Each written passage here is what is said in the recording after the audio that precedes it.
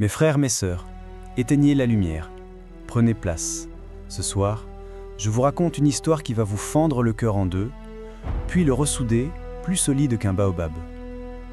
Si vous croyez encore au pardon, likez maintenant et abonnez-vous avec la cloche. On commence. Il y a 20 ans, dans un village où la rivière mangeait les enfants, vivait Hawa, une femme, une lionne, 4 filles, un mari déjà parti.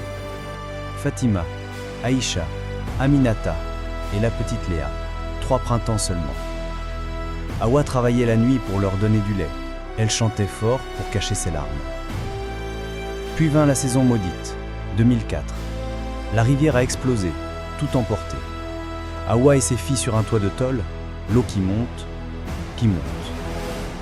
Une seule barque. Les secours crient « 3 enfants max !» Hawa prend Léa, l'embrasse. Un dernier regard, un mot trempé glissé dans la couverture. « Prenez soin d'elle, je viendrai la chercher. » Elle l'attend à une voisine et reste là, seule. Fatima hurle « Et ma petite sœur, elle est... » Hawa ment, la gorge nouée. Elle est déjà sauvée. La barque part. Hawa s'accroche à un arbre toute la nuit. Elle survit. Mais elle vient de perdre sa dernière fille. Les années défilent. Hawa retrouve ses 3 grands daucans. Elles sont vivantes, mais elle la regarde comme une étrangère. Fatima crache.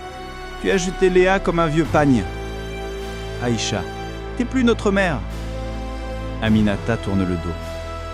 Hawa pleure, explique, supplie. Rien. Elles partent, se marient, coupent tout. Un dernier message. Ne nous appelle plus jamais maman. Hawa perd tout.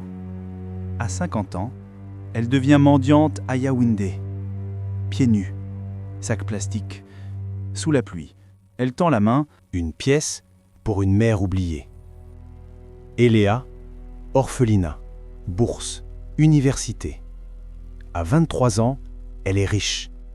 Elle crée les Anges de la Rivière, construit des écoles, creuse des puits.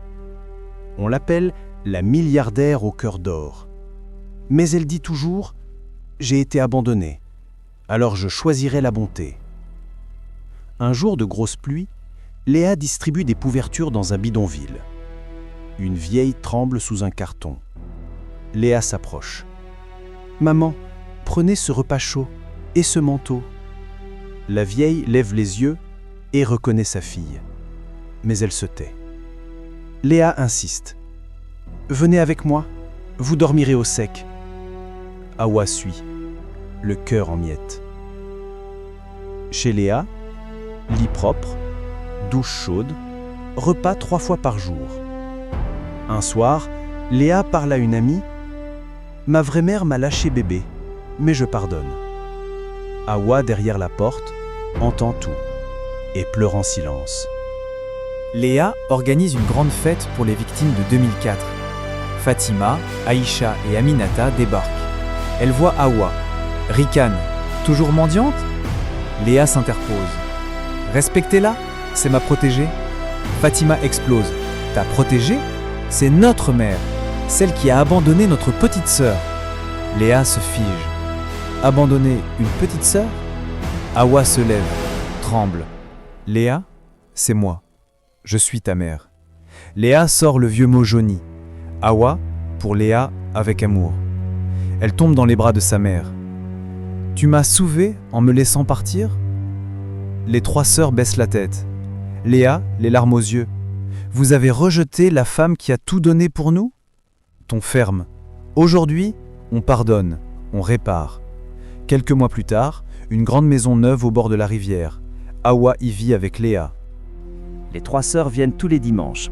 Elles disent enfin « Maman, pardon ».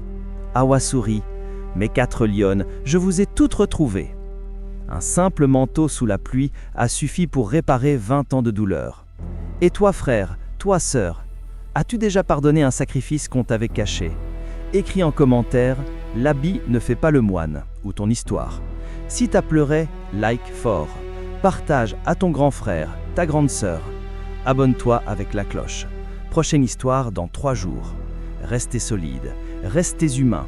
À très bientôt pour une autre histoire qui va vous secouer l'âme.